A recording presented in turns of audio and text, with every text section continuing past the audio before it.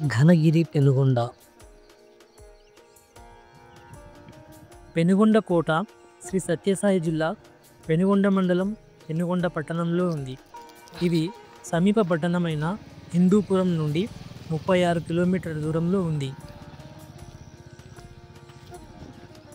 పెనుగొండ విజయనగర రాజుల రెండవ రాజధానిగా వెలుగొందింది. పెనుగొండ శత్రు దుర్భేద్యమైన దుర్గం. ఇది ఉమ్మడి అనంతపురం జిల్లాలో ఉన్న గిరిదుర్గాలలో ప్రఖ్యాతిగాంచింది. శాసనాల్లో దీనిని పెనుగొండ ఘనగిరి లిఖించినట్లు తెలుస్తుంది.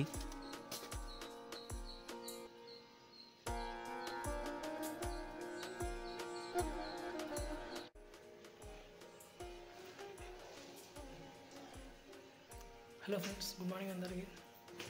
ఈరోజు పెనుగొండకు వచ్చాము. పెనుగొండ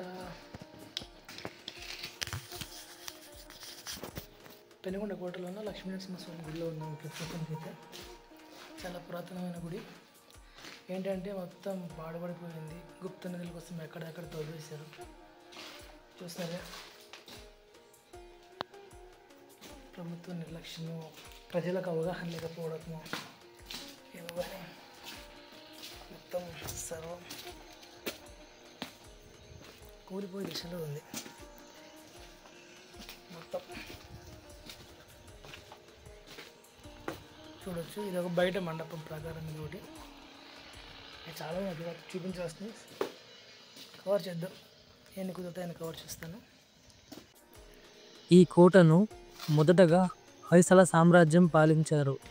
తర్వాత చాళుక్యులు, విజయనగర రాజులు, నవాబులు, టిప్పు సుల్తాన్ పరిపాలించారు. చివరగా బ్రిటిష్ వారి వశమైంది. శ్రీకృష్ణదేవరాయల కాలంలో పెనుగొండ వారి రాజ్యానికి రెండవ రాజధానిగా వర్ధిల్లింది. అదేవిధంగా వారికి ఇది వేసవి విడిదిగా కూడా సేవలందించింది. విజయనగర సామ్రాజ్యం శ్రీకృష్ణదేవరాయల తర్వాత వెంకటపతి రాయలు ఈ కోటను తన ఆధీనంలోనికి తెచ్చుకున్నాడు. అతడు రాయదళవాయి కోనేటి నాయకుడిని ఈ ప్రాంతానికి పాలకునిగా నియమించాడు. వారి వంశస్థులైన కోనేటి నాయకుడు పెనుగొండతో పాటు రాయదుర్గం, కుందుర్పి కోటలను కూడా సుమారు 17 సంవత్సరాల పాటు పరిపాలించారు. అతని తర్వాత వెంకటపతి నాయుడు, పెద్ద తిమ్మప్ప నాయుడు, కోనేటి నాయుడు, రాజగోపాల నాయుడు, తిమ్మప్ప నాయుడు మొదలగు వారు ఈ ప్రాంతాన్ని పరిపాలించారు.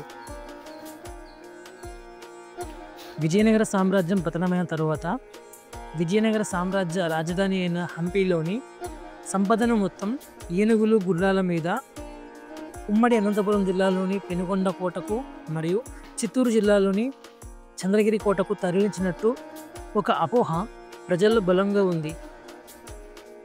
వెరసి ప్రతినిత్యం గుప్త నిధుల కోసం వేటగాళ్ళు పురాతనమైన ఆలయాలను ధ్వంసం చేస్తూనే ఉంటారు.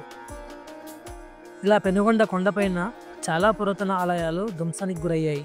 అయితే ఆంధ్రప్రదేశ్ ప్రభుత్వం ఇలాంటి చర్యలు మరలా పునరావృతం కాకుండా ఉండడానికి గట్టి చర్యలు చేపట్టింది.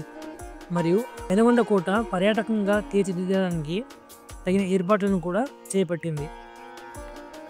ఇందులో భాగంగా పెనుగొండ కొండపైకి గత ప్రభుత్వం ఏర్పాటు చేసిన ఘాట్ రోడ్డు మరింత అందాన్ని తెచ్చిపెట్టింది. అలాగే ఇస్కాన్ సంస్థ వాళ్ళు కూడా పెనుగొండ కొండ మీద శ్రీ లక్ష్మీనరసింహస్వామి దేవాలయాన్ని పునర్నిర్మిస్తున్నట్టు ప్రకటించి దానికి సంబంధించిన పనులు కూడా ప్రారంభించారు.